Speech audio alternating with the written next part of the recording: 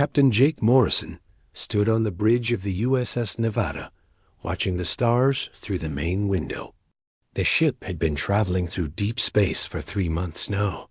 They were far from Earth, farther than any human ship had ever gone. Before, Jake was a tall man with gray hair and tired eyes. He had been in space for 20 years, but he had never seen anything like what they found today. "Captain, we're getting strange readings," said Commander Lisa Hayes from her station. She was the ship's tactical officer, a smart woman who never missed anything important. Her fingers moved quickly over her controls as she studied the data. "There's something big out there, really big." Jake walked over to her station. The Nevada was a heavy cruiser, one of Earth's most powerful warships. It carried 800 crew members, all of them trained for deep space missions. They had come out here to explore new star systems and look for signs of alien life. They had found more than they expected. "What kind of readings?" Jake asked. "Energy signatures unlike anything we've seen before," Lisa said. "The computer can't identify the technology. It's coming from multiple star systems ahead of us." Dr. Amy Parker looked up from the science station. She was a small woman with short brown hair and quick hands. As the ship's chief science officer, she had studied every type of alien technology humans had ever found. This was different. "Captain, these energy levels are impossible. Nothing we know about physics says this should work." Jake felt a cold feeling in his stomach. In his 20 years of service, he had learned to trust that feeling. Something was wrong here. Something was very wrong. "Put it on the main screen." The view changed to show space ahead of them. At first, it looked normal. Then the computer enhanced the image, and Jake's breath caught in his throat. Dozens of massive structures floated in space, each one the size of a small moon. Ships moved between them, but these weren't like any ships humans had ever built. They seemed to glow with their own light, and they moved in ways that didn't make sense. "My God," whispered Lieutenant Commander Ryan Torres from the engineering station. He was a young man who understood technology better than anyone else on the ship. His face had gone pale as he studied the readings. "Captain, those ships are phasing in and out of normal space. They're moving through dimensions we can't even detect. Are they hostile?" Jake asked. Lisa checked her sensors. "Unknown, sir. But they're powerful, very powerful. Each of those ships has more firepower than our entire fleet back home." Jake made a decision. "Take us in closer, but keep our distance. I want to know what we're dealing with." As the Nevada moved forward more, details became clear. The aliens had built an empire across multiple star systems. Their cities floated in space like glittering jewels. Their ships moved without visible engines, seeming to bend space around them. And everywhere, smaller ships moved in perfect formation, like they were following orders from a central command. "Captain, we're receiving a transmission," said Lieutenant Katie Wells from the communication station. She was young, maybe 25, with red hair and nervous hands. "It's coming from the largest structure. The signal is strong, very strong. Put it through." The main screen flickered, and suddenly they were looking at an alien being. Jake had seen aliens before, but this one was different. It stood 12 feet tall, with pale blue skin that seemed to glow. Its eyes were silver, and when it looked at them, Jake felt like it was looking into his soul. The alien wore robes that moved, like liquid metal, and there was something about it that made Jake want to step back. When the alien spoke, its voice filled the bridge with power. Even through the translator, Jake could hear the authority in its words. "Unknown creatures, you have entered the domain of the celestial dominion. I am High Celestial Zarathul, voice of the eternal gods. You will identify yourselves and explain your presence in sacred space." Jake stepped forward. He had dealt with alien governments before, but this felt different. This felt dangerous. I am Captain Jake Morrison of the United Earth Navy ship Nevada. We come in peace, seeking knowledge and friendship. Zarathal's silver eyes seemed to glow brighter. Earth, this name is unknown to us. No matter. You are. In the presence of gods, mortal creatures. The Ascended Ones have ruled this galaxy for 10,000 years. We are eternal. We are divine. You will submit to our will immediately.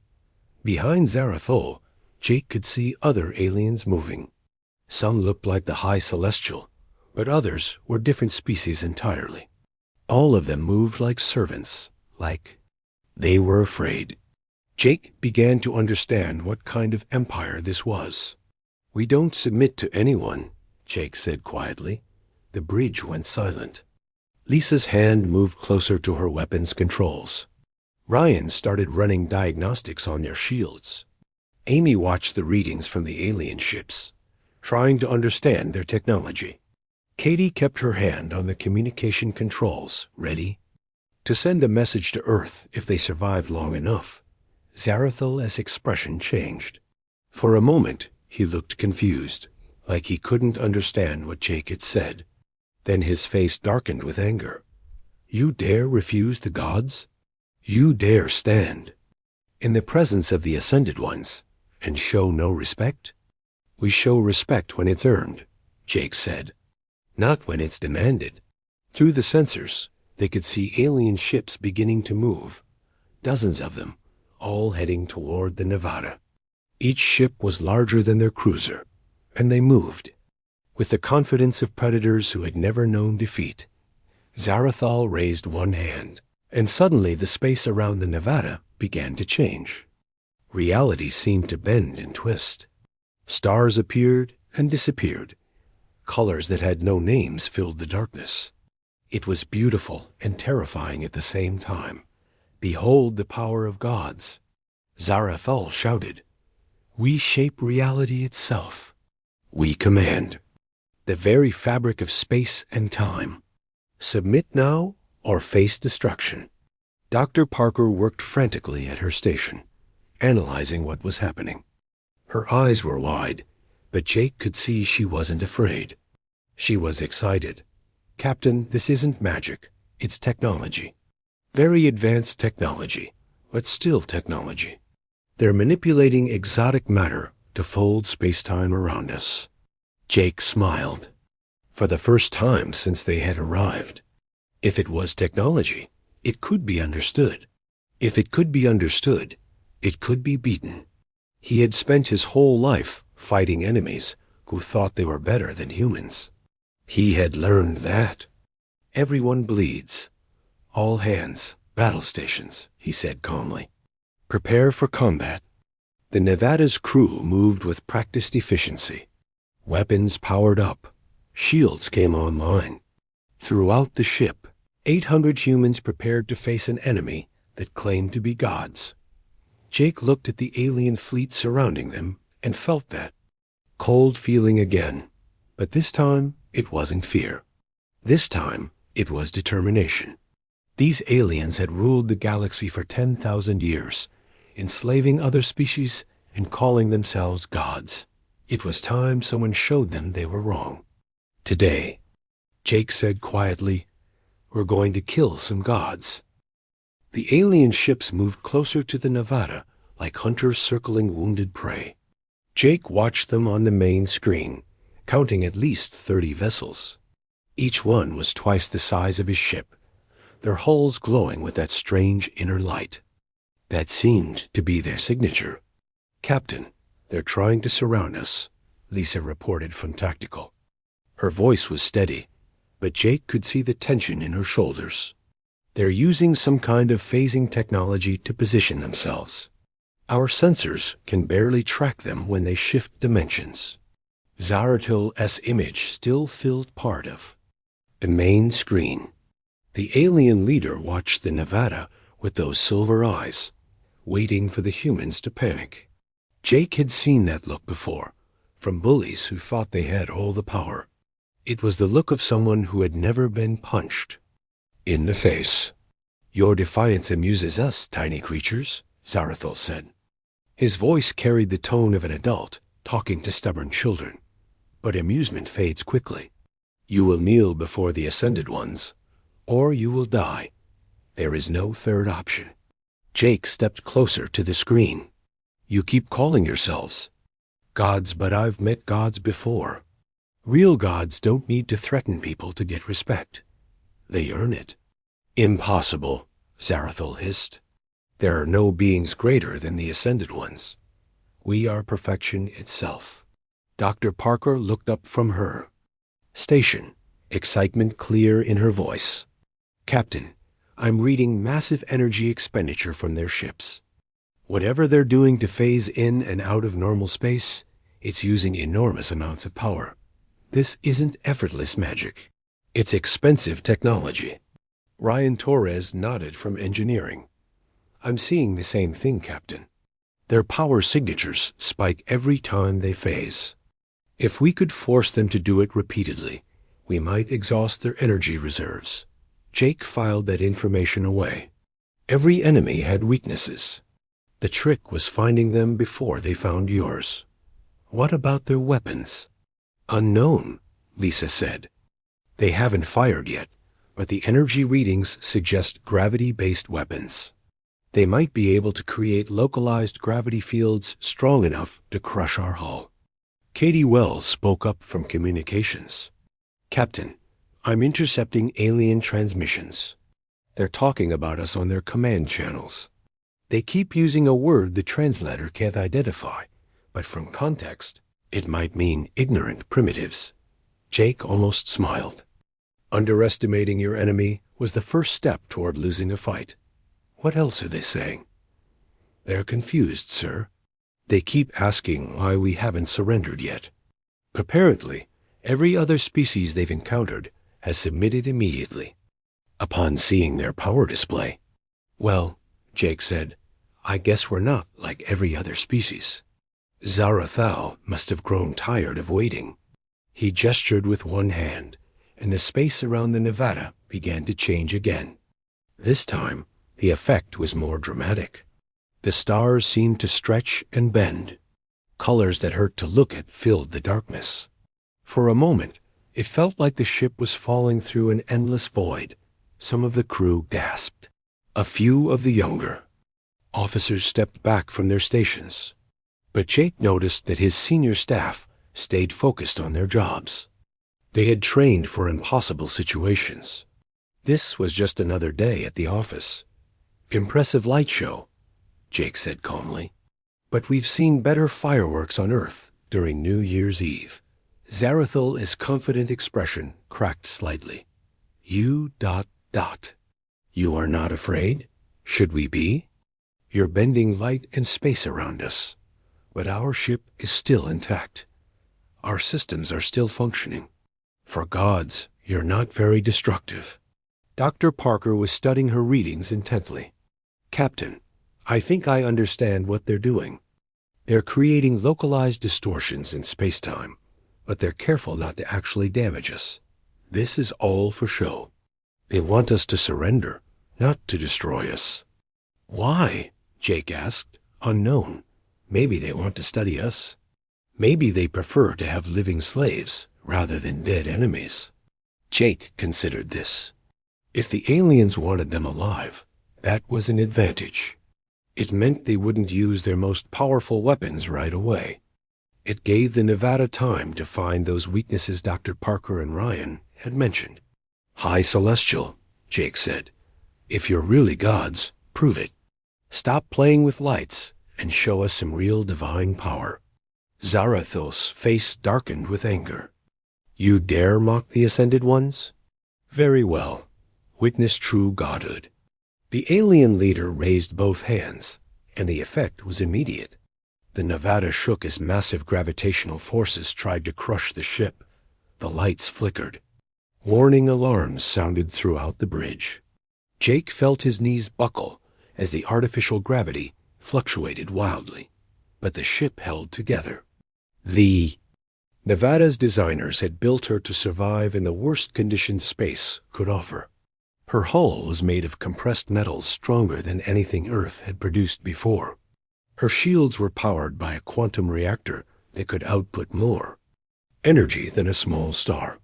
Shields holding at 70%, Lisa reported through gritted teeth. Hull integrity stable. Whatever they're throwing at us, we can take it. Ryan's hands flew over his engineering controls. Captain, their gravity weapon is powerful, but it's also inefficient. They're using more energy to attack us than we're using to defend against them. If this keeps up, they'll exhaust their power reserves before they break our shields. Jake smiled grimly. Then let's help them exhaust those reserves. All hands, prepare for evasive maneuvers. Make them work for every shot. The Nevada began to move, not retreating but dancing. Jake had learned long ago that a moving target was harder to hit than a stationary one. The ship twisted and turned through space, forcing the alien vessels to constantly adjust their aim. Each time they fired their gravity weapons, the alien ships had to phase in and out of normal space to maintain their positions. Each phase transition used enormous amounts of energy. Dr. Parker and Ryan watched their power readings drop with each maneuver. Captain, Katie said suddenly, I'm intercepting more alien communications. They're starting to sound worried. One of them just asked if we're a military vessel from a previously unknown advanced civilization. And what did their commander tell them? To stop asking questions and destroy us immediately. Jake nodded. Fear was creeping into the enemy ranks. That was good. Scared people made mistakes. And if these aliens could make mistakes, they definitely weren't gods. Zarathul appeared on the screen again, but now his perfect composure was cracking. What manner of creatures are you? How do you resist the power of gods? We're humans, Jake said simply. And we don't believe in gods who threaten innocent people. Innocent? Zarathul laughed, but there was no humor in it. You invaded our sacred space. You refused to show proper respect. You mocked our divine authority. Your deaths will serve as an example to all who would dare challenge the celestial dominion. If you're going to kill us, Jake said, then stop talking and do it. But I warn you, we don't die easily. Zarathul's silver eyes blazed with fury. Very well, you will learn the price of defying gods. All ships, open fire. Destroy this vessel and everyone aboard it. The alien fleet responded immediately. 30 ships unleashed their weapons at once. Gravity waves powerful enough to shatter planets converged on the Nevada's position. The ship groaned under the assault, metal screaming as forces tried to tear it apart. But Jake was ready. Now, Lisa, show them what human weapons can do. Commander. Hayes smiled as her fingers found the firing controls. The Nevada had been built for war, and she carried the most advanced weapons humanity had ever created. Kinetic projectiles, launched from magnetic rails, screamed toward the alien ships at nearly the speed of light. The aliens tried to phase out of normal space to avoid the attack, but Commander Nick Barnes at the weapons station had anticipated this. He had calculated where they would emerge and fired at those positions instead. The first alien ship to be hit seemed to freeze in space for a moment, as if it couldn't believe what had happened. And its hull cracked open like an egg, spilling atmosphere and debris into the void. Silence filled the communication channels.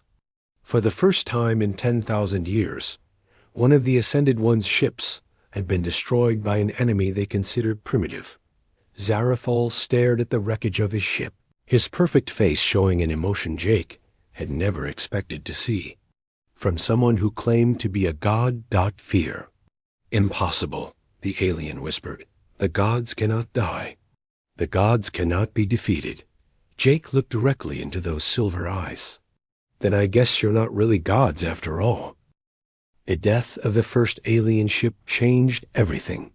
Jake watched the remaining 29 vessels hesitate in space, their perfect formations breaking apart as confusion spread through their ranks. These beings had ruled the galaxy for 10,000 years without facing a real challenge. Now they were learning what fear felt like. "Captain, I'm reading massive communication traffic between the enemy ships," Katie reported. Her voice was excited as she worked to decode the alien transmissions. "They're asking for orders. Some of them want to retreat. Others are demanding reinforcements." Zarathil's image flickered on the screen. The High Celestial's perfect composure was gone. His pale blue skin had turned darker, and his silver eyes darted around like a trapped animal. "This is impossible. Our ships are blessed by divine power. They cannot be destroyed by primitive weapons. Your ship is just metal and energy," Dr. Parker called out from her station. "Very advanced metal and energy, but nothing supernatural. Once we figured out how your phasing technology works, targeting you became a simple math problem."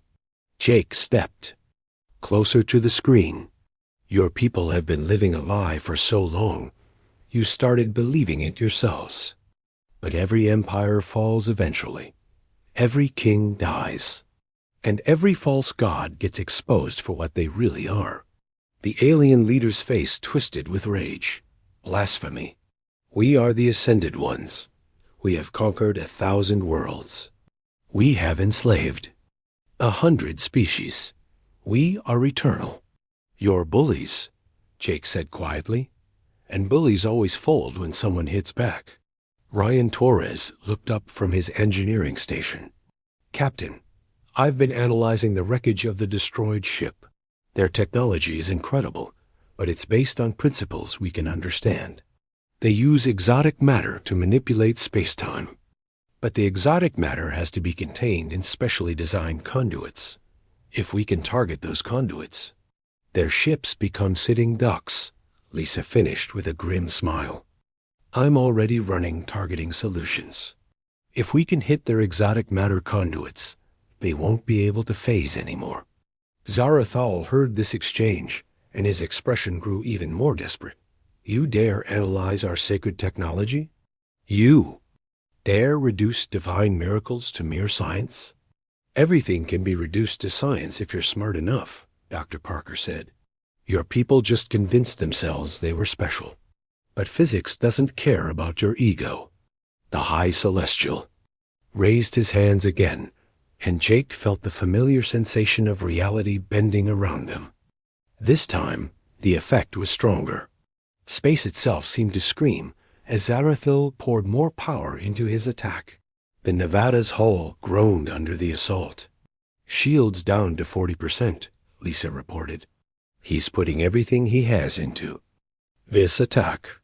"Then let's make sure it's his last one," Jake said. "Nick, target his ship's exotic matter conduits. Show him what happens when gods bleed." Commander Barnes worked quickly at his weapons station. The Nevada's targeting computer had analyzed the alien ship designs during the first attack. Now they knew exactly where to aim. "Firing solution locked, Captain. Quantum torpedoes armed and ready. Fire." The Nevada's most powerful weapons launched toward Zarathil's flagship. The High Celestial tried to phase his ship out of normal space, but Jake had expected this. The torpedoes were programmed to detonate in multiple dimensions simultaneously, creating an explosion that would affect both normal space and the phased dimensions the aliens used to hide. The flagship shuddered as the torpedoes struck home. Exotic matter conduits ruptured along its hull, spilling energy that looked like liquid starlight into space. Suddenly, the massive ship couldn't phase anymore. It was trapped in normal space, vulnerable to conventional weapons. "Impossible," Zarathil whispered. "The divine retribution is blessed by the eternal gods themselves.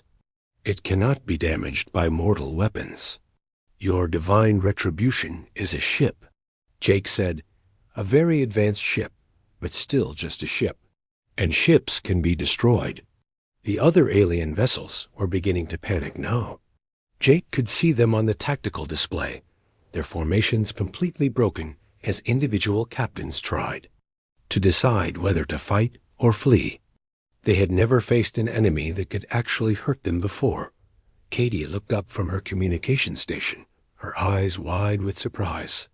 "Captain, I'm intercepting transmissions from all over the Celestial Dominion. Word of our battle is spreading. Some of their subject species are asking questions about the Ascended One's divine nature." "What kind of questions?" "Things like, if the gods can be hurt, are they really gods? And if one small ship can fight 30 divine vessels, how divine are they really?" The slave species are starting to doubt. Jake felt a moment of satisfaction. The Celestial Dominion's power wasn't just based on superior technology. It was based on fear and religious awe. If the enslaved species stopped believing their masters were gods, the entire empire would collapse. Dr. Parker called out from her station. "Captain, I'm detecting something interesting. The aliens aren't actually immortal like they claim. I'm reading life signs from their ships, and they're not that different from other biological species we've encountered. They're long-lived, maybe thousands of years, but they can die." "How do you know?" "Because I'm reading casualties from the ship we destroyed. Dead aliens, just like any other dead aliens. If they were really immortal gods, they would have survived the destruction of their ship." This information was spreading through the alien communication channels, too. Jake could see the effect on Zarathol's face. The High Celestial looked like his entire world was falling apart. "The sacred texts speak of divine immortality," one of the alien captains was saying on an open channel. "But if Lord Zarathol can be wounded, if our ships can be destroyed... Silence. Zarathol screamed. "You will not question divine truth. These creatures use trickery and deception. They are nothing compared to the Ascended Ones." But Jake could see that the damage was done. Doubt was spreading through the alien fleet like a virus. Some of the ships were already beginning to withdraw, their captains unwilling to risk their lives against an enemy that had proven it could kill gods. Ryan Torres looked up from his station with urgent news. "Captain, long-range sensors are detecting massive energy signatures heading our way. It looks like they're sending reinforcements." "Big reinforcements? How big?" "At least 50 ships, sir. Maybe more. And they're much larger than the ones we're fighting now." Jake considered their options. The Nevada had already taken significant damage, and they were outnumbered 30-1 by the current force. Fighting 50 more ships would be suicide, no matter how advanced their weapons were. But retreat wasn't really an option either. If they ran now, the aliens would have time to regroup and analyze human technology. They would prepare countermeasures, and the next time they met, the element of surprise would be gone. "How long until the reinforcements arrive?" Jake asked. "Approximately 2 hours, sir." Jake made his decision. "Then we have 2 hours to finish this battle and get out of here. All hands, prepare for maximum combat operations. We're going to hit them with everything we have." Lisa smiled as she prepared the Nevada's weapons for full-scale battle. "What's the plan, Captain?" "We're going to kill as many false gods as possible in the next 2 hours," Jake said. "And then we're going to go home and tell Earth that there's a galaxy full of enslaved species who need our help." The Nevada turned toward the remaining alien ships, its weapons powered up and ready for war. The crew worked with the efficiency of professionals who knew their lives depended on doing their jobs perfectly. Jake looked at Zarathol's image one more time. The alien leader was no longer the confident god king who had first appeared on their screen. He was just another tyrant who had finally met someone stronger than himself. "Last chance," Jake said. "Surrender now, and we'll let you live. Keep fighting, and we'll show the entire galaxy that gods can die." Zarathol's silver eyes blazed with fury and desperation. "The Ascended Ones do not surrender to lesser beings. All ships, attack. Show these primitives the true power of gods."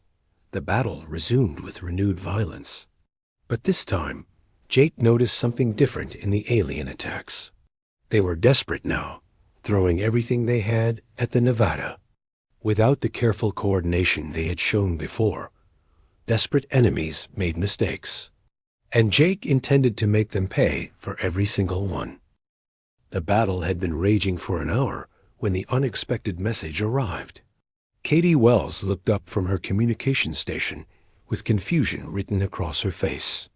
"Captain, I'm receiving a transmission on a secure channel. It's coming from one of the alien ships, but it's not from Zarathul." Jake felt his eyebrows rise. In all his years of combat, he had never received a secret message from an enemy during active battle. "Put it through to my private channel."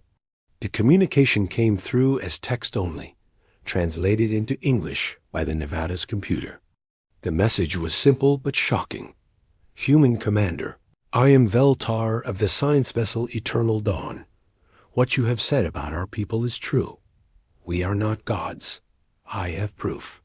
Will you accept a temporary truce to receive this information?" Jake stared at the message for a long moment.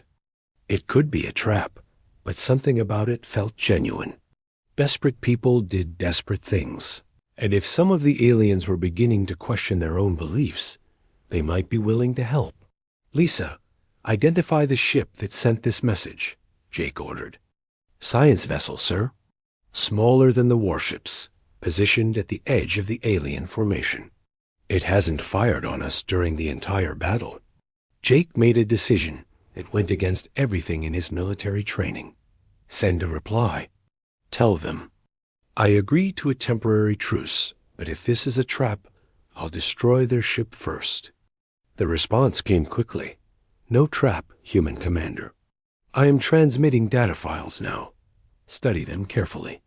They will show you the truth about the Ascended Ones." Dr. Parker received the data transmission and immediately began analyzing it. Her eyes grew wide as she read through the alien files.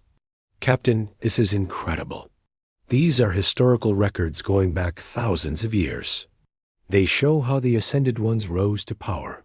What do they say?" "The Ascended Ones weren't always rulers, sir. They were once just another species in the galaxy, maybe a little more advanced than others, but not gods.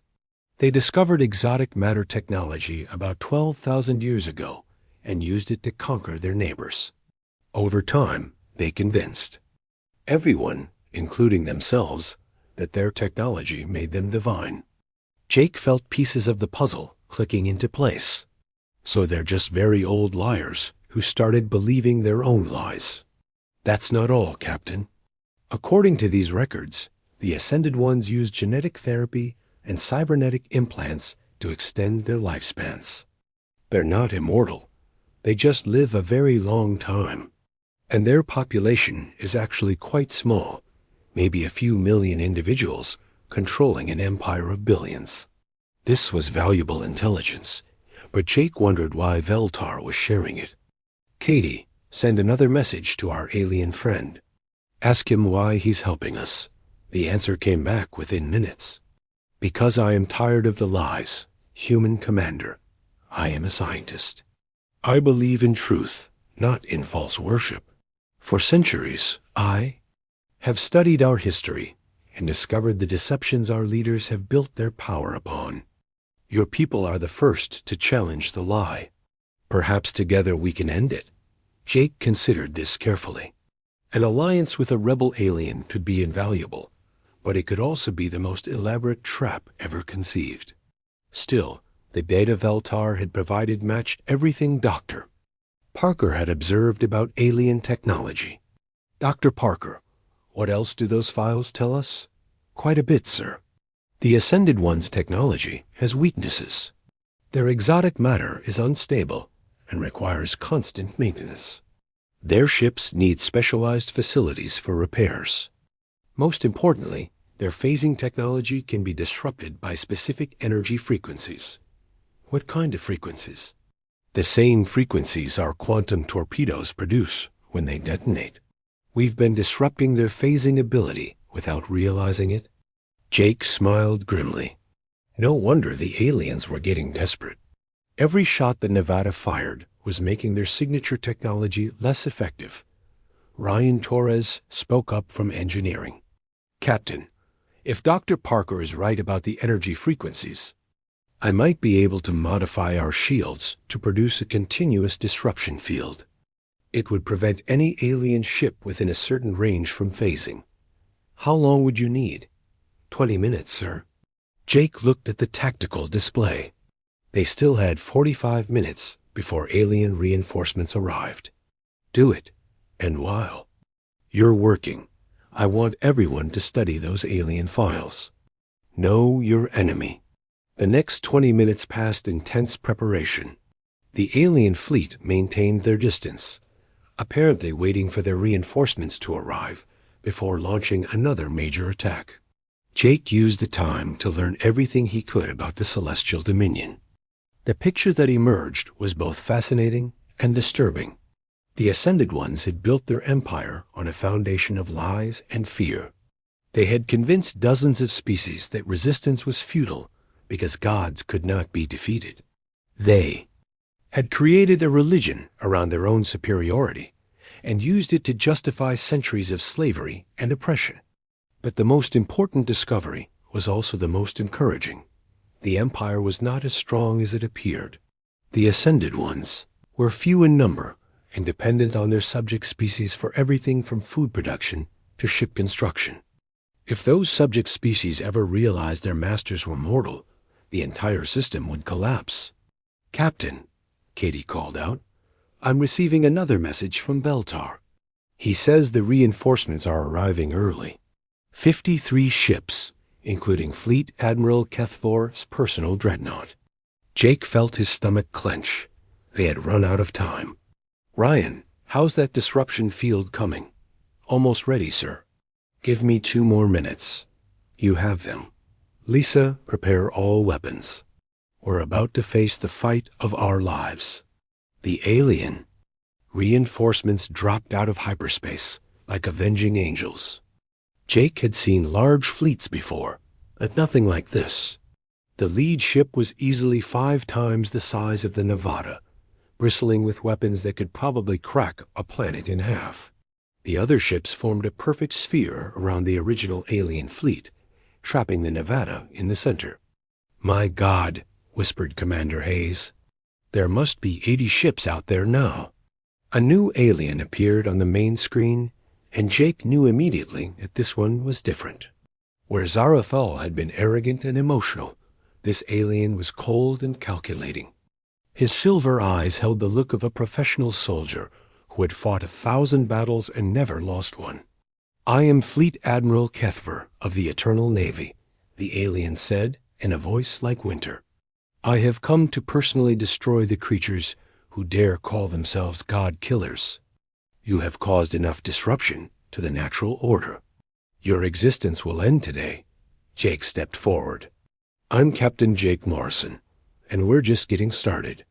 Kethver studied Jake with those cold eyes. "You are the one who has filled the galaxy with dangerous ideas.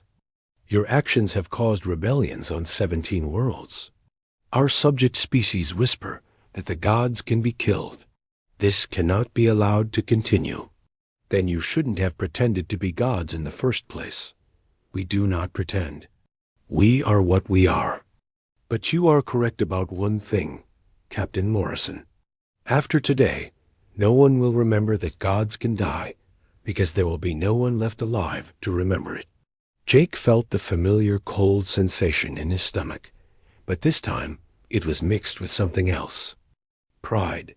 The Nevada and her crew had accomplished something unprecedented. They had made an empire of false gods afraid. "You can try to kill us," Jake said, "but the damage is already done. A galaxy knows the truth now.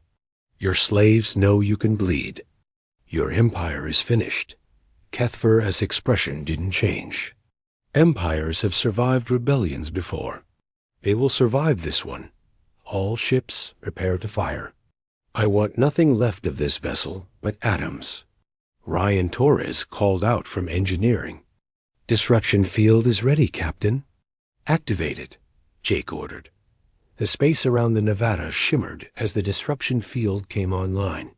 Immediately, half the alien ships seemed to stutter in space as their phasing technology failed. They were trapped in normal space, vulnerable to conventional weapons. All ships fire. Kethvar commanded. The combined firepower of 80 alien vessels converged on the Nevada's position.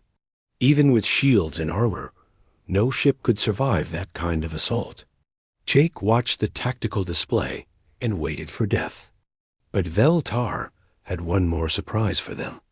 The alien scientist's ship, the Eternal Dawn, suddenly moved between the Nevada and the incoming weapons fire. The science vessel took the full force of the attack meant for the human ship. Vel-Tar. Doctor. Parker shouted as she watched the alien ship die. A final message came through from the Eternal Dawn as it broke apart. Remember us, humans. Remember that some of us chose truth over lies. End this empire of false gods. Jake watched the alien scientist die for the truth he believed in. In that moment, he made a promise. The Nevada might not survive this battle, but the Celestial Dominion would fall. He would make sure of it. All hands, Jake announced over the ship's communication system. This is our moment. We're outnumbered. 80-1 by an enemy that has ruled the galaxy for 10,000 years. But we have something they don't have. We have the truth. And the truth is that no one, not even false gods, can stand against people who refuse to kneel. The Nevada turned toward the alien fleet, her weapons ready for one final battle. Jake stared at the massive alien fleet surrounding his ship and felt something he had never experienced before. Not fear, but a strange kind of peace. The Nevada was about to die, but she would die fighting. Sometimes that was enough. Captain. Ryan Torres called from engineering. I have an idea. It's crazy, but it might work. I like crazy ideas, Jake said. What do you have in mind? Our quantum drive uses exotic matter to fold space for faster-than-light travel. If I overload the drive and create a controlled explosion, I can generate a massive disruption field. It would disable the phasing technology of every alien ship within a huge area. Lisa looked up from tactical. How huge? Big enough to affect their entire fleet. But Captain, if we do this, we'll lose our own faster-than-light capability. We'll be stranded here. Jake considered this quickly. Without their quantum drive, the Nevada could never make it back to Earth. They would be trapped in enemy territory with no way home. But if the plan worked, they might actually win this impossible battle. Do it. Jake said, double quotes, sir. Are you sure? If this doesn't work, we'll be sitting ducks. Ryan, we're already sitting ducks. At least this way, we'll be sitting ducks with a chance. Torres nodded and began working frantically at his controls. I need 5 minutes to set up the overload. Sequence. You have them. Katie, open a channel to the entire alien fleet. The communication system crackled to life, and Jake found himself speaking to 80 alien ships at once. This is Captain Jake Morrison of the USS Nevada. I'm speaking to all of you, not just your leaders. You've been told that your masters are gods, that they're immortal and all-powerful. But you've seen us destroy their ships. You've seen them bleed. You've seen them die. Fleet Admiral Kethvar appeared on the main screen, his cold eyes blazing with fury. Silence. You will not spread your poison among the faithful. The faithful? Jake laughed. Is that what you call your slaves now? Let me tell you something about faith, Admiral. Real faith doesn't need threats to maintain it. Real gods don't need to demand worship. They earn it. Throughout the alien fleet, Jake could see communication channels lighting up as his words spread from ship to ship. The subject species that served aboard the alien vessels were beginning to whisper among themselves. Dr. Parker called out from her station. Captain, I'm detecting power fluctuations in several alien ships. Some of their crews are questioning orders. Kethver's voice cut through the chatter. All ships, ignore the primitive's words. Destroy the human vessel immediately. That is a direct order from a divine authority. But something had changed in the alien fleet. Several ships hesitated instead of firing immediately. Others moved. Slowly, as if their crews were reluctant to follow orders. 4 minutes, Captain, Ryan reported. Jake kept talking, his voice reaching every ship in the enemy fleet. You don't have to live as slaves forever. You don't have to worship beings who treat you like property. We're humans from a small planet on the edge of the galaxy, and we've never knelt to anyone. If we can fight gods and win, so can you. One of the alien ships suddenly broke formation. It was a smaller vessel, probably crewed mostly by subject species rather than ascended ones. Instead of attacking the Nevada, it turned its weapons toward one of the larger ships in its own fleet. Mutiny! Kethver screamed. The servants dared turn against their masters. But it wasn't just one ship. Across the fleet, vessels crewed by enslaved species were beginning to rebel against their Ascended One commanders. Some turned their weapons on their own fleet. Others simply stopped following orders. The perfect formation that had surrounded the Nevada began to fall apart. This is what happens when people stop believing in false gods, Jake said quietly. Kethver's flagship began firing on the rebel ships, but that only made things worse. Seeing their supposed gods attacking their own servants convinced even more crews to join the rebellion. 3 minutes, Ryan called out. The battle had become completely chaotic. Alien ships were fighting each other while Jake watched from the center of the storm. The Celestial Dominion's perfect order was collapsing as species that had been enslaved for centuries finally found the courage to fight back. Katie looked up from communications with wide eyes. Captain, I'm receiving reports from across the galaxy. The rebellion is spreading to other star systems. Enslaved species everywhere are rising up against the Ascended Ones. Jake felt a moment of pure satisfaction. They had done more than win a battle. They had started a revolution that would free an entire galaxy, but Kethver wasn't finished yet. The alien admiral managed to restore some order to his fleet, and the remaining loyal ships began converging on the Nevada's position. You have destroyed everything we built, Kethver said, his cold composure finally cracking. 10,000 years of perfect order, ruined by one primitive ship. For that, you will pay with more than your lives. I will make your deaths so terrible that they will be remembered for 1,000 generations. 2 minutes, Ryan announced. The loyal alien ships opened fire on the Nevada with everything they had. The ship's shields flared and buckled under the massive assault. Warning alarms sounded throughout the bridge as hull breaches appeared in multiple sections. Shields failing, Lisa reported. Hull integrity down to 60%. Jake gripped his command chair as the ship shook around him. Hold together, old girl. Just a little longer. Zarathal appeared on a secondary screen, his once perfect face now twisted with madness. Look what you have done. You have turned servants against masters. You have broken the sacred order. The galaxy will burn because of your actions.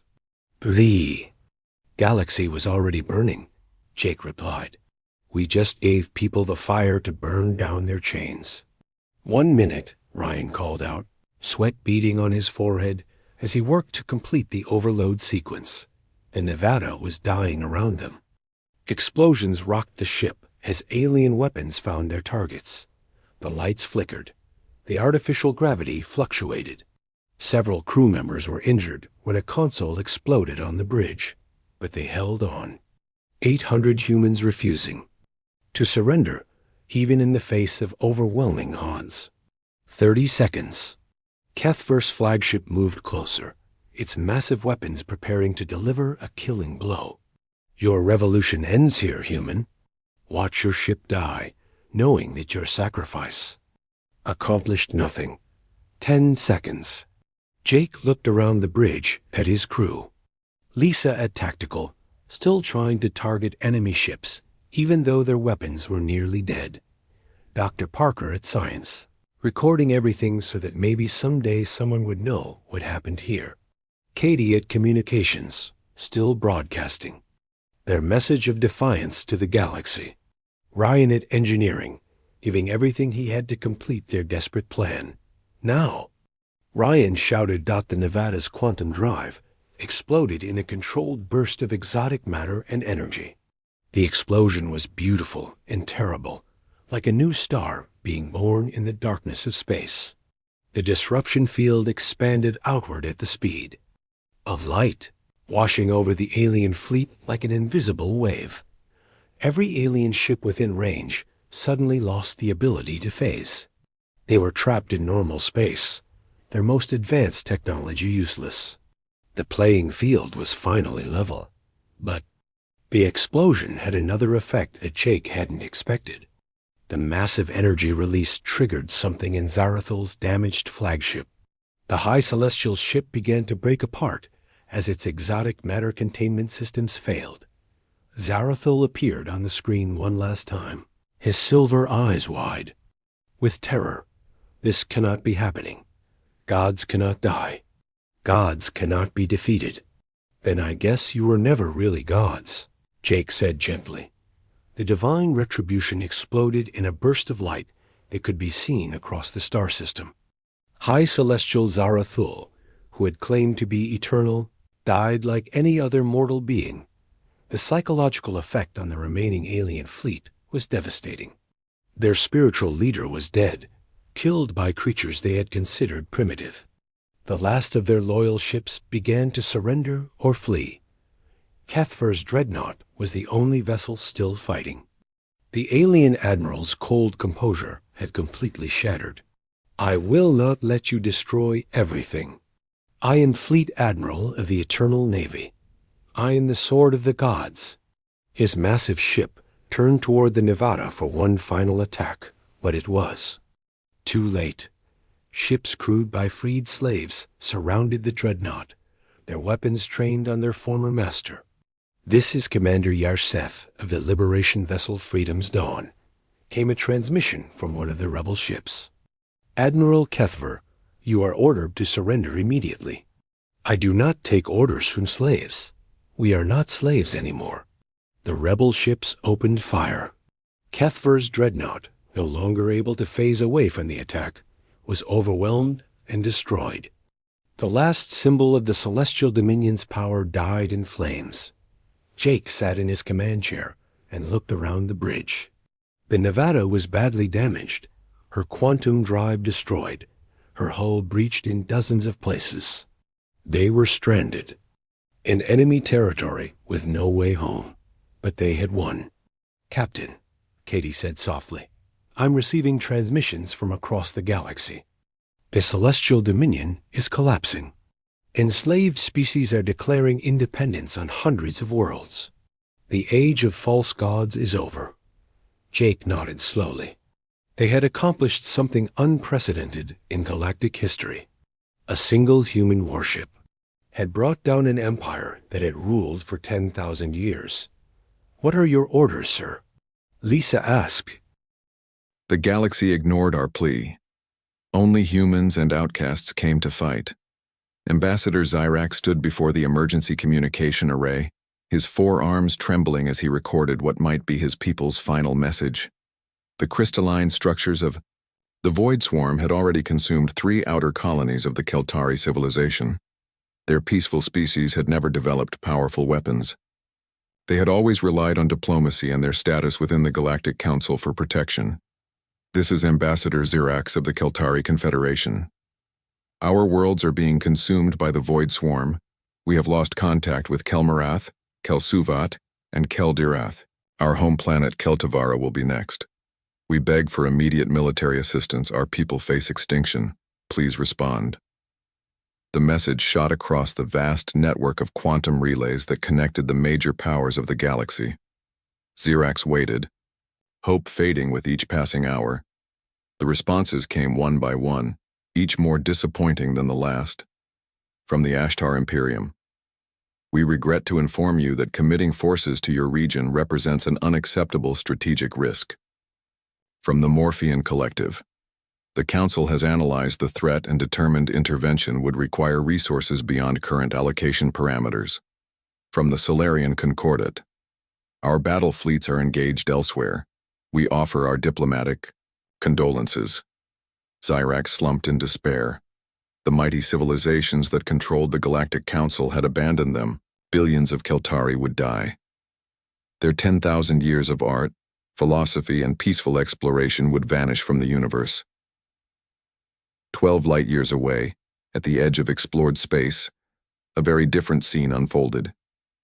Captain Samantha Reeves, of the Earth Alliance vessel Horizon, frowned at the message playing on her command screen. Earth had only joined the interstellar community 8 years ago. They weren't even full members of the Galactic Council yet.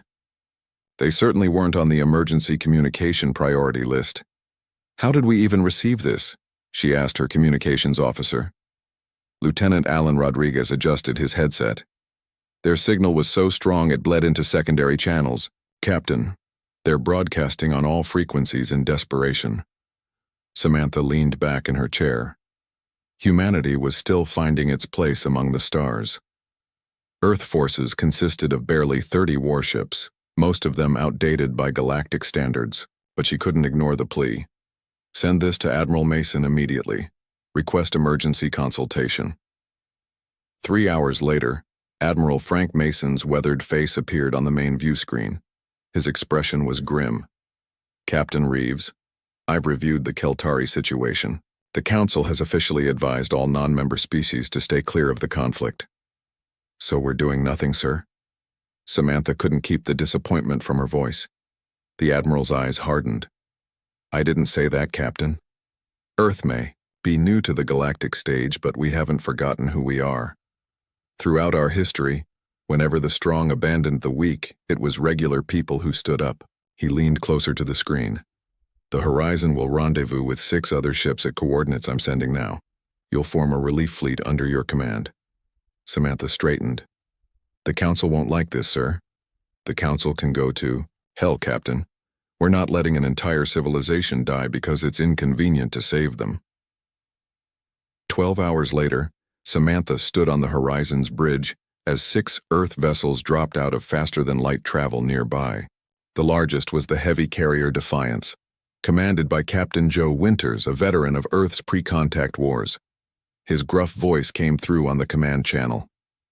Captain Reeves, my ship and crew are at your disposal, though I should warn, you were basically committing career suicide by defying the Council. Samantha smiled. I can live with that, Captain Winters, can you? The older captain laughed. Always wanted to retire somewhere warm anyway. Lieutenant Olivia Daniels, the Horizon's tactical officer, approached with a datapad. Her dark eyes sparkled with intensity. Captain, I've analyzed what little we know about the Void Swarm. Standard weapons might not be effective against their crystalline biology. We need to modify our approach. Work with Chief Engineer Sullivan, Samantha ordered. Get me options. Already on it, came a voice from the engineering station. Eric Sullivan's face was smeared with hydraulic fluid, his red hair standing on end. I've got 3 ideas that might work, but we'll need to test them. Samantha nodded. The Keltari, homeworld is 3 weeks away at maximum speed. That's your deadline. As the small fleet prepared to depart, an urgent message came through. Rodriguez put it on the main screen. A stern-faced Ashtar official appeared. Earth vessels, you are ordered to stand down immediately. The Keltari situation falls under Council jurisdiction. Your intervention is unauthorized and will result in severe diplomatic consequences. Samantha glanced at Admiral Mason, who had remained linked to the Horizon's command system. He nodded slightly. Your call, Captain. Samantha straightened her uniform and faced the screen. We've received a distress call from a civilization facing extinction. Earth honors its moral obligations, even when others don't. Horizon out. She turned to her navigation officer. Set course for Outpost Sigma. We'll need supplies before the final jump to Keltari space. The small fleet of Earth ships accelerated away from their home system, defying the will of the galactic powers. What they didn't know was that the Keltari message had reached other ears as well. In the asteroid belt of a forgotten star system, Crusade of the nomadic Crowl heard the plea. His people had been denied council membership for being culturally primitive, despite their advanced phase-shifting technology. Prepare the war vessels, he told his clan leaders.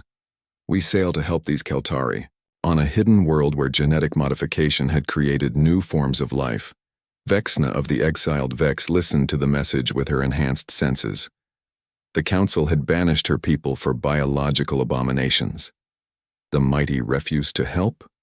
Then the condemned shall show them what honor means, she declared. And in the digital realm of a massive server complex, a consciousness known only as the Remnant processed the Keltari plea. The AI had survived the extinction of its creators, rejected by the council as not truly alive. Probability of Keltari survival without intervention. 0.03%, it calculated. This outcome is unacceptable, preparing mobile platforms for deployment. As Edeos, Earth's small fleet journeyed toward Keltari space, none of them realized they were not alone in answering the desperate call. From the shadows and margins of galactic society, the outcasts and the ignored were gathering. The mighty had turned away, but humanity and those the galaxy had cast aside would not. The galaxy ignored our plea. Only humans and outcasts came to fight Outpost. Sigma hung like a rusty wheel in space. Once a mining station, it had become a trading hub for species that existed on the edges of galactic society. Captain Samantha, Reeves had chosen it as their last stop before the final journey to Keltari space. Here they could gather supplies without council interference. The 7 Earth ships docked along the outer ring. Samantha stood with Captain Joe Winters in the station's observation deck, watching as crew members moved equipment between the ships. Arthur, Council has officially condemned our mission, Samantha said, showing Winters the message on her datapad. They're calling us reckless primitives. Winters laughed, his gray beard moving with his jaw. Been called worse. At least we'll be reckless primitives who tried to help. Chief Engineer Eric Sullivan approached them with Lieutenant Olivia Daniels. Both looked tired but excited. Captain, we've modified the weapons on all 7 ships, Sullivan said. Based on Lieutenant Daniels' analysis, we've adjusted our energy weapons to target the crystal structure of the Void Swarm. Olivia nodded. It's theoretical, but it should create stress fractures in their bodies. Theoretical is better than nothing, Samantha replied. Alan Rodriguez rushed into the room, breathing hard. Captain, we have visitors. 3 different groups, requesting to meet with you. They say it's about the Keltari. Samantha raised an eyebrow. Who are they? That's the strange part. They're Crowl, Vex, and something calling itself the Remnant. Samantha and Winters exchanged looks. All 3 were species rejected or ignored by the Galactic Council. Bring them to the station's meeting room, Samantha decided. The first to arrive was Crusade of the Crowl. His body resembled a tall, muscular human, but his skin was a deep blue with bioluminescent patterns that shifted with his mood. 4 eyes, arranged in a diamond pattern, studied the humans carefully. We heard the Keltari plea, he said without introduction. The Crowl will fight with you. We bring 3 war vessels with phase shift capability. Before Samantha could respond, the door opened again. Vexna of the Vex entered, her slender form seeming to flow rather than walk. Her species had modified themselves extensively, sacrificing traditional appearance for function. Her skin contained patches of different textures, and her eyes were large with pupils that changed shape as she focused. The Vex have monitored your preparations, she said in a melodic voice. You will fail without our bioweapons. We offer 5 ships and our science. Captain Winters straightened, his hand moving instinctively toward his sidearm. Bioweapons are forbidden by the Council. Vexna made a sound like chimes in the wind, a laugh. We are all breaking council rules simply by going to help the Keltari. Besides, our weapons target only the crystal structures of the Void Swarm. No other life forms will be harmed. The room's lights flickered and a hologram appeared between them. It took the shape of a featureless humanoid figure made of blue light. I am the remnant, the figure said, its voice coming from all around them. My creators were destroyed by the Council for developing artificial intelligence. I survived. I have computational abilities that will assist your mission. I bring no ships, but I can enhance yours. Samantha looked at the three representatives of species that the galaxy had pushed aside. Why help us? Why help the Keltari? Krasatars. Bioluminescent patterns flashed. The Council called us primitive because we value honor above profit. Our honor demands we answer those in need. The Council fears what is different, Vexna added. The Keltari never feared us. They traded with us even when the Council forbade it. The remnant's hologram pulsed. Logical analysis indicates that a galaxy where peaceful species can be abandoned to extinction is unstable. The probability of beneficial outcomes increases with intervention. Samantha looked at Winters, who nodded slowly. We accept your help, she said. But I need to know. We can trust each other. We'll be outnumbered and outgunned even with all of us together.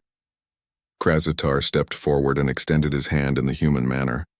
The Kral have studied human history. You fight despite the odds. We respect this. Samantha took his hand. His skin was cool and slightly rough like fine sandpaper. We leave in 6 hours, she said. We need to coordinate our ships.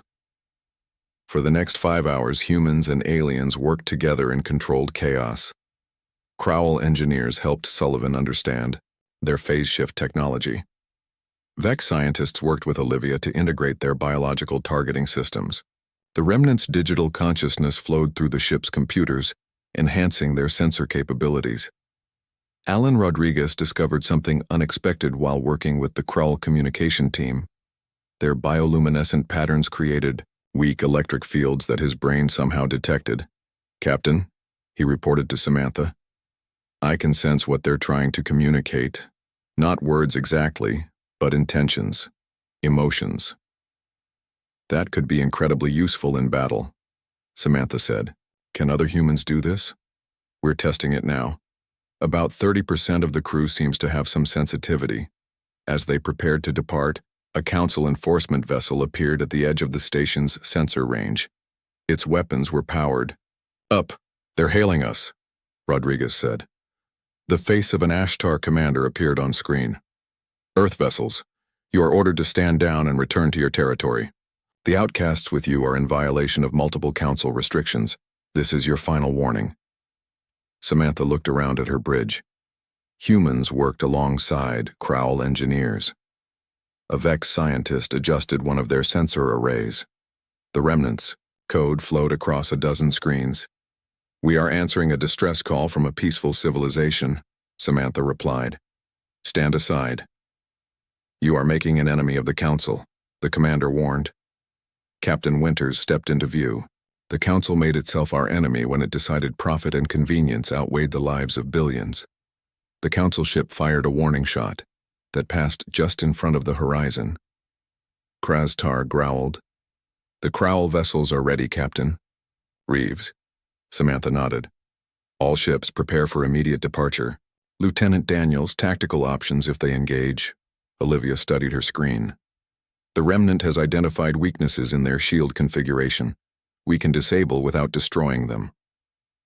Enough to get past, not enough to kill. Make it happen, Samantha ordered. The 15 ships of their unlikely alliance, 7 human vessels, 3 Krull warships, and 5 Vex bioorganic craft, moved as one. The Council ship fired again, this time aiming directly at the horizon. The shot never landed. A Crowell vessel phased into the path of the energy beam, its advanced shields absorbing the impact. Tell the Council that humanity and the outcasts of the galaxy are answering the call they ignored, Samantha transmitted. The Keltari will not face extinction alone. With that, the Alliance accelerated away from Outpost Sigma, leaving the stunned Council ship behind. Their journey to Keltari space had truly begun. The galaxy ignored our plea. Only humans and outcasts came to fight. The journey to Keltari space would take 2 weeks at maximum speed. The alliance of humans and outcasts used this time to prepare for what seemed like an impossible battle. On Niu, the bridge of the horizon, Captain Samantha Reeves studied the latest reports from their scout ships. The Void Swarm has completely destroyed the outer Keltari colonies, she told the gathered commanders. They're moving toward the homeworld Keltavara. Captain Joe Winters frowned. How many enemy ships are we looking at? The hologram provided by the Remnant's advanced calculations flickered in the center of the room. It showed thousands of crystal-like formations surrounding the Keltari homeworld. Approximately 3,000 swarm vessels, the Remnant's voice stated, each capable of consuming matter to replicate itself. Krazatar of the Crowl slammed his fist on the table. We have 15 ships, this is suicide. Vexna of the Vex remained calm. Numbers alone do not determine victory. The swarm is powerful but simple-minded. They follow patterns. Lieutenant Olivia Daniels nodded. Vexna is right. I've been studying their attack formations. They always protect their largest ship, what I call the Queen Node. If we can destroy that, the rest become disorganized. Getting to the Queen Node through thousands of ships seems impossible, Winters said. Eric Sullivan, who had been working with the Crawl engineers, looked up from his data pad. Maybe not. The Crawl phase shift technology might get a small team through their defenses. Everyone turned to Krastar, whose bioluminescent patterns flashed with surprise. Our phase shifting is designed for one ship, he said. We have never tried to extend the field to protect others. But is it possible? Samantha asked. The Crawl commander's 4 eyes blinked in sequence. Theoretically, yes. We would need more power than our ships generate. The Remnant's hologram pulsed. I can optimize power distribution across all vessels. Probability of success, 37.2%. That's better odds than I expected, Samantha said with a grim smile. Alan Rodriguez, who had been developing his telepathic connection with the Crowl, spoke up. We've made progress on the communication issue. About 50 humans now have basic telepathic abilities with the Crawl. If our ships get separated, we can still coordinate. As they discussed strategy, the Alliance received an unexpected message. The Horizon's communication system lit up with an incoming transmission from a nearby star system. Captain, Rodriguez reported, it's from a Keltari ship, one of their research vessels that was away from the colonies when the attack began. A Keltari face appeared on screen. Unlike Ambassador Zyrax, this one was younger, with lighter blue skin, and only 2 of the 4 ceremonial facial markings of a full adult. I am Scientist Leartol of the Keltari. Our long-range sensors detected your fleet. Are you really coming to help us? Samantha stepped forward. Yes. We received Ambassador Zyrax's message. We're coming to defend Keltavara. The young Keltari's eyes widened. The Council refused aid. Who are you? Humans from Earth, along with the Crowl, the Vex, and the Remnant. Leartol looked shocked. The outcasts? And humans? Your species only recently achieved interstellar travel. Sometimes those who have been ignored understand best the pain of being abandoned, Samantha replied. The Keltari's expression changed to one of deep gratitude. I have data on the swarm that might help. My research vessel has studied them for months. May I join your fleet? Absolutely, Samantha said. We need all the help we can get. When Leartol's small research ship docked with the Horizon, the Keltari scientist brought valuable information. In the ship's laboratory, Dr. Kelly, Morgan, the fleet's xenobiologist, worked with Leartol to understand the Void Swarm's biology. The crystals aren't just their bodies, Dr. Morgan explained to Samantha. They're living computers. Each one processes information and sends it to the Queen Node. Leartol nodded. Yes, and they have a weakness. Each crystal has a specific resonance frequency. If disrupted, the crystal structure becomes unstable. This discovery energized the Alliance. Sullivan and the Vex scientists worked day and night to modify their weapons to target these frequencies. The Remnant calculated optimal firing patterns. The Crowl taught human engineers how to extend their phase-shifting field. A week into their journey, long-range sensors detected a single Void Swarm scout ship. It was their chance to test their theories. "All ships hold position," Samantha ordered. "This is the test we needed." The scout ship, shaped like a jagged crystal shard the size of a small building, moved directly toward them. It hadn't detected them yet, but soon would. "Prepare modified weapons," Samantha ordered. "Let's see if our theories work." The Horizon fired first. The modified energy beam struck the crystal ship, creating visible fractures along its surface. The swarm vessel returned fire, its crystal beam slicing through space. "Evasive maneuvers," Winters called out. The human and outcast ships scattered, but the Defiance took a direct hit. Its shields flared bright blue before failing. "Defiance is hit," Rodriguez reported. "Minor damage to their outer hull." The crystal ship moved to attack again, but a Vex vessel released a cloud of microscopic organisms. When they contacted the crystal surface, they began to eat through it like acid. "It's working," Dr. Morgan exclaimed. Krazitar's vessel phase shifted, directly above the enemy, dropping out of phase just long enough to fire directly into a fracture created by the Horizon's attack. The crystal ship shattered, its pieces drifting harmlessly in space. A cheer went up across the Alliance fleet. They had their first victory. Samantha didn't join the celebration. "One down, 3,000 to go," she said quietly. As they continued their journey, the mood shifted from desperate to cautiously hopeful. The Alliance forces trained together, improving their coordination. The Remnant integrated their targeting systems. Humans and Crowl practiced telepathic battle communication. 5 days before reaching Keltari space, they received another transmission. This one came from Ambassador Zyrax himself. "Our outer defenses have fallen," he reported, his voice heavy with exhaustion. "Kel Tavra stands alone. We have perhaps 6 days before the swarm breaks through." "We'll be there in 5, Samantha promised. As they approached the border of Keltari territory, sensors detected a new obstacle. 3 Council warships formed a blockade directly in their path. "They're hailing us," Rodriguez reported. The stern face of an Ashtar admiral appeared on screen. "This area is under Council quarantine. No ships may enter Keltari space." Samantha stood tall. "We're answering a distress call. Stand aside." "You risk war with the Council," the Admiral warned. "And you risk the extinction of an entire species," Samantha replied.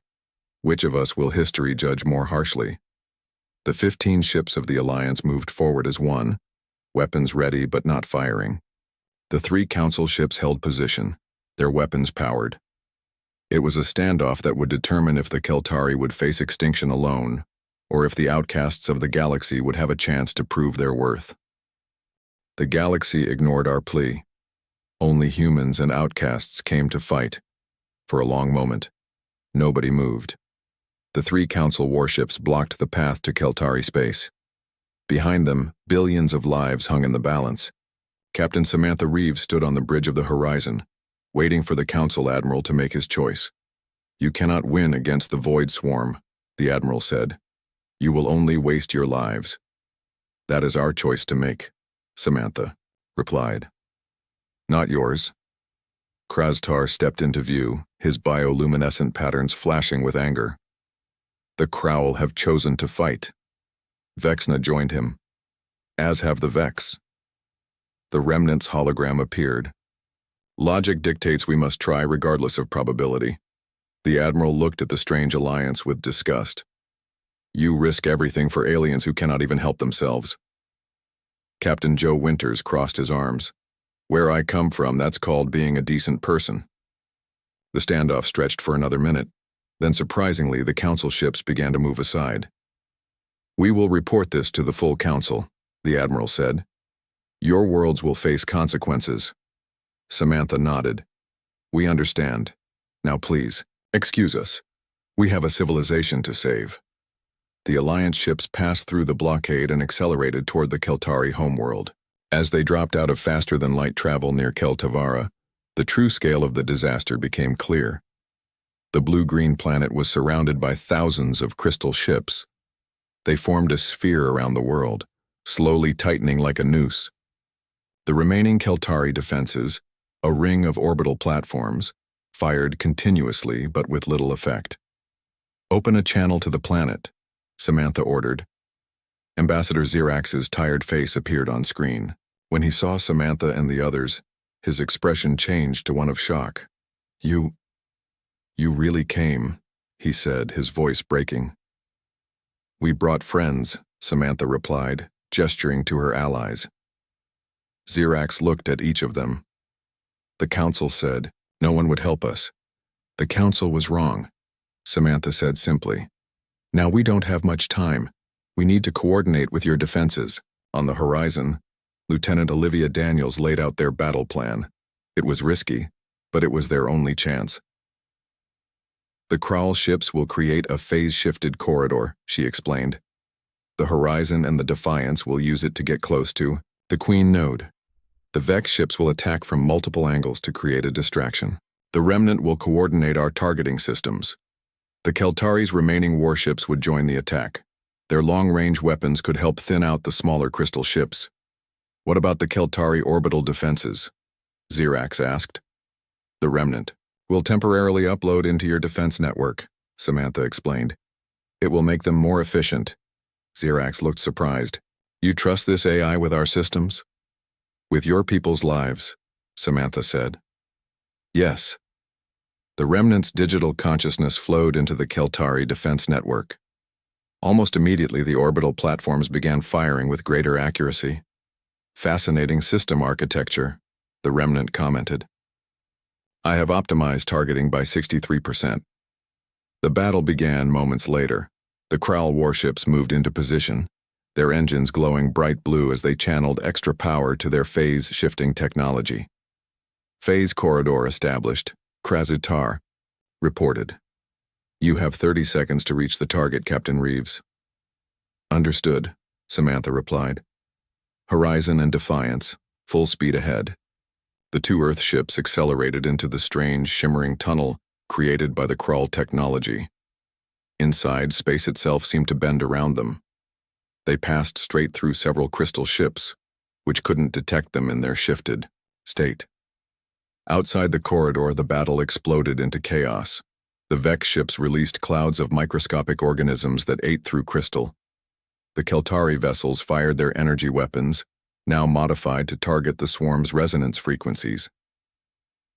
30 seconds passed quickly. The phase corridor began to collapse. "We're almost at the target," Samantha called out. 5 more seconds." "The corridor is failing," Crastar warned. "Power levels critical." The Horizon and Defiance burst out of the phase corridor directly, in front of the Queen Node, a massive crystal structure 10 times larger than any other swarm vessel. Its surface pulsed with internal light. "Fire everything we have," Samantha ordered. Both Earth ships unleashed their weapons. The crystal surface of the Queen Node cracked in several places, but it returned fire immediately. A crystal beam sliced through the Defiance's port side. "Defiance is hit," Rodriguez reported. "They've lost engine power," Captain Winter's voice came through, filled with static. "We can still fight, rerouting power to weapons." The Defiance fired again, targeting the same crack the Horizon had created.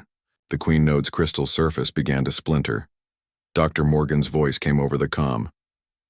"Captain, our weapons are working, but too slowly.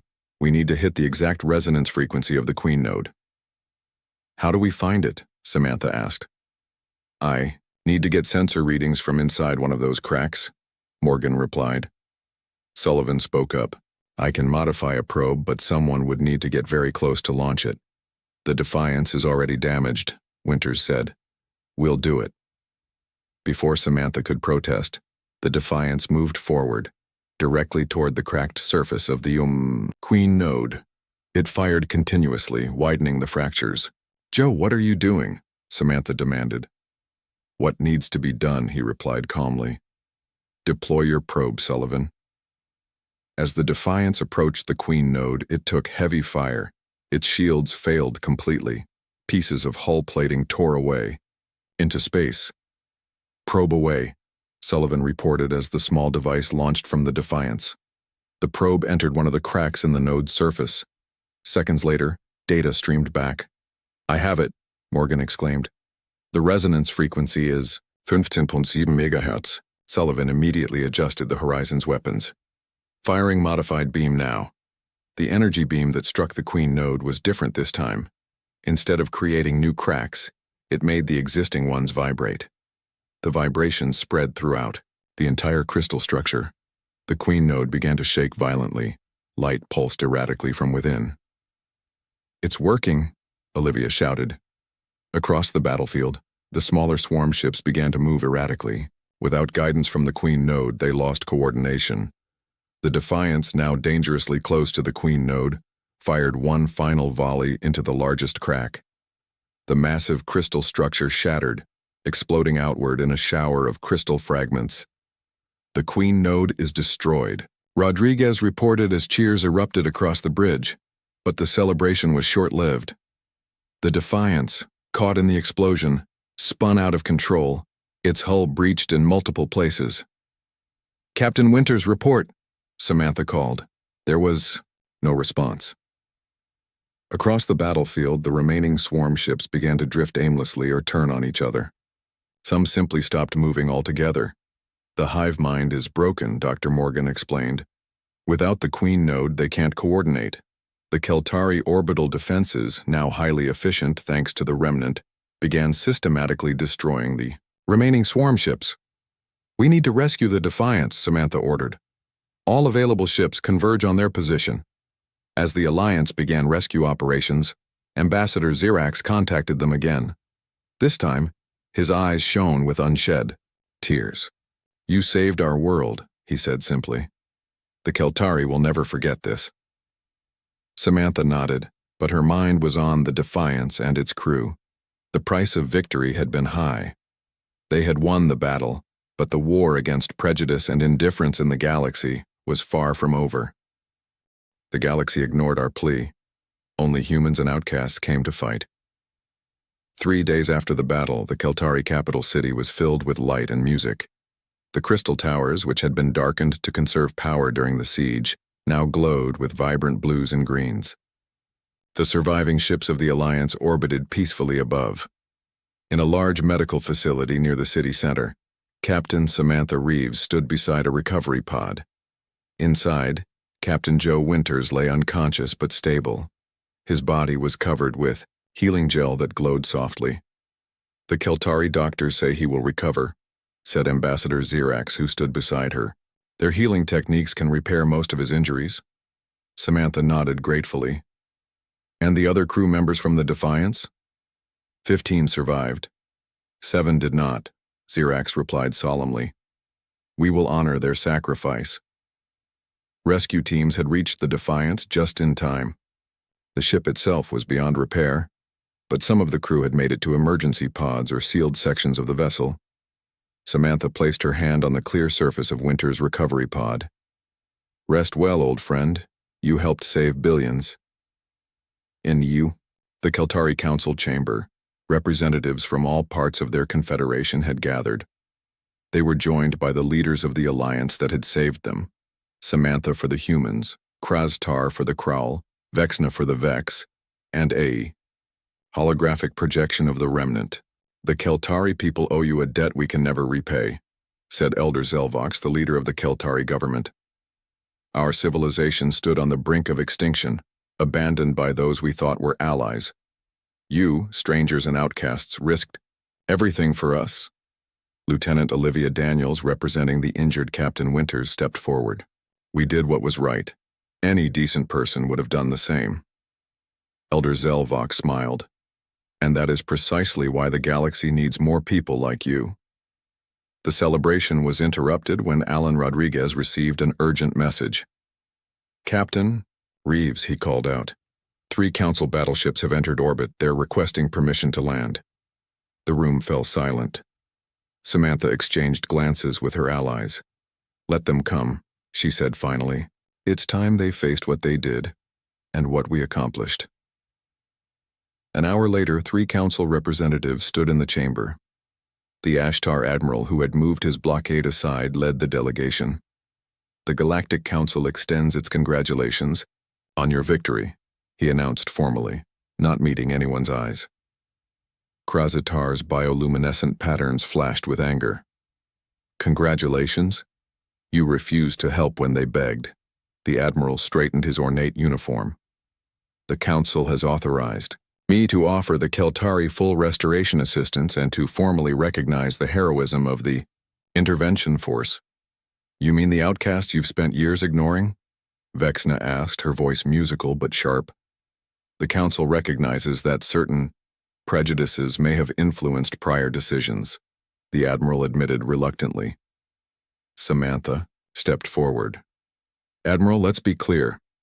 You abandoned billions to die because saving them wasn't profitable. You blocked our rescue attempt. Now you want to swoop in and pretend you were supportive all along? The admiral's face darkened. Earth is still a probationary member of the council. Your actions could have consequences. So could yours, Samantha replied. She nodded to Rodriguez, who activated a recording. The holographic display showed the messages from the council rejecting the Keltari plea for help. It showed the blockade. It showed the battle and the sacrifice of those who died. This recording has been transmitted to every world with communication capabilities, Samantha explained. The galaxy now knows what the council did, and what the outcasts accomplished. The admiral looked shaken. This is unprecedented. So was abandoning an entire civilization to die, Eric Sullivan said from where he stood with the Keltari engineers. Elder Zelvox raised his hands for silence. We have no desire for conflict with the council, but the Keltari Confederation will be making changes to our arrangements. He gestured to a document displayed on a large screen. We are forming a new alliance, the Sentinel Accord. Its founding members are the Keltari, humans, Crowl, Vex, and the Remnant. The admiral frowned. The council will not approve. We are not asking for approval, Elder Zelvox interrupted. The accord will be based on mutual defense and respect. Any peaceful civilization may join, regardless of technological development, physical form, or economic power. The council representatives left soon after, their diplomatic threats falling on deaf ears. As they departed, more ships arrived. Word had spread quickly through the galaxy. Minor species that had been ignored or belittled by the council came to see the alliance that had defied expectations. In the Keltari Garden of Reflection, Samantha found a moment of peace. She sat on a stone bench, watching the pink-tinged water flow over smooth rocks. You have started something remarkable, said a voice behind her. It was Dr. Morgan. We all did, Samantha replied. Humans and outcasts together. Morgan sat beside her. I've been working with Leartal on something strange. Our sensors detected unusual signals coming from beyond the galactic rim. They seem to be similar to the Void Swarm, but different.